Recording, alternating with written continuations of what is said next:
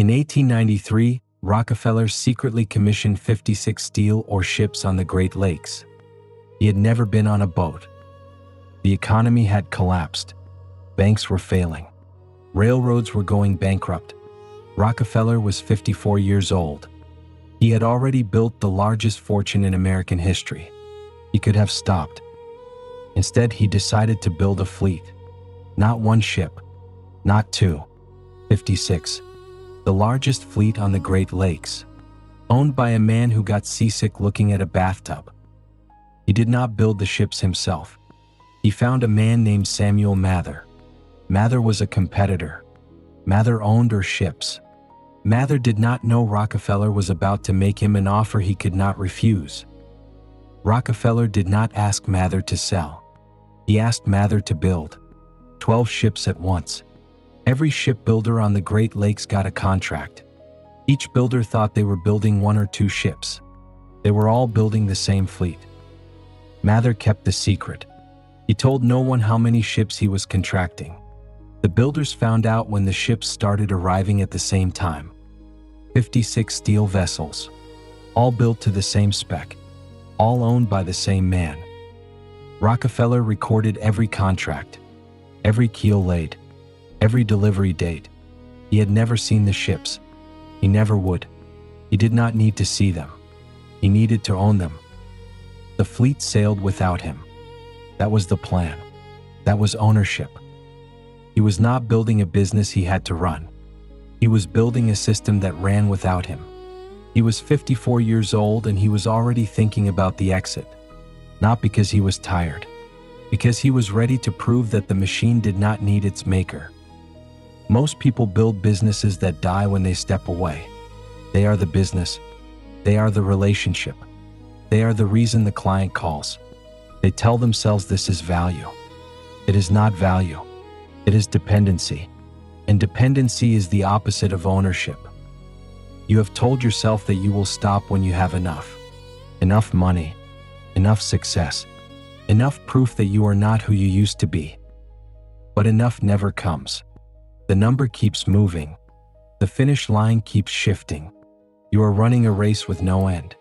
And you are terrified of what happens when the race stops. What if the thing you built does not need you? What if the clients call someone else? What if the team makes decisions without you? What if the world keeps spinning and you are not the center of it anymore? You tell yourself you are indispensable. You tell yourself no one else can do what you do. You tell yourself the business would collapse without you. But you know the truth. You are afraid to find out if that is a lie. The people who cannot stop are not driven. They are afraid. Afraid of what happens in the silence. Afraid of who they are without the work. Afraid that the thing they built will prove it never needed them at all. Afraid that the moment they step back, the world will whisper, "We are fine without you." You already know this. You have felt it, that moment when the work stops and the room goes quiet and there is nothing between you and the question you have been outrunning. Not the fear of losing. The fear of winning and having nowhere left to go. The fear of reaching the number and realizing the number was never the point. The fear of putting down the thing you have been holding for so long that your hand has grown around it. You have built something. Career, a business, a reputation. And you are terrified that if you stop building, you will disappear. Rockefeller stopped at 55. Not because he was tired. Not because he was sick. Because he had built something that did not need him anymore. The system worked without his hand on the wheel. That was not failure. That was the finish line. At 55, Rockefeller moved the trees. Not metaphorically, literally. He hired men to dig up full-grown trees from one part of his estate and replant them somewhere else because he wanted the view to change. He designed roads that led nowhere. He built a golf course and played 9 holes every morning in the cold. He had spent 50 years making things efficient. Now he spent his mornings deciding where a tree should stand. He wrote letters, hundreds of letters, to friends, to politicians, to strangers who asked for advice. He answered every one. He gave money away, not randomly, systematically. He created the modern foundation. He required matching gifts. He made universities raise their own standards before he wrote a check. He treated philanthropy the way he treated oil, as a system to be optimized. You think retirement is death. You think stopping means disappearing. You think the only legacy is more money, more deals, more proof that you are still alive. But the people who cannot stop are not building legacies. They are building monuments to their own fear. One more year, one more deal, one more zero, and still the silence waits. You will never feel safe if you only know how to build. You have to learn how to own something without being owned by it. The fleet sailed without him. The oil flowed without him.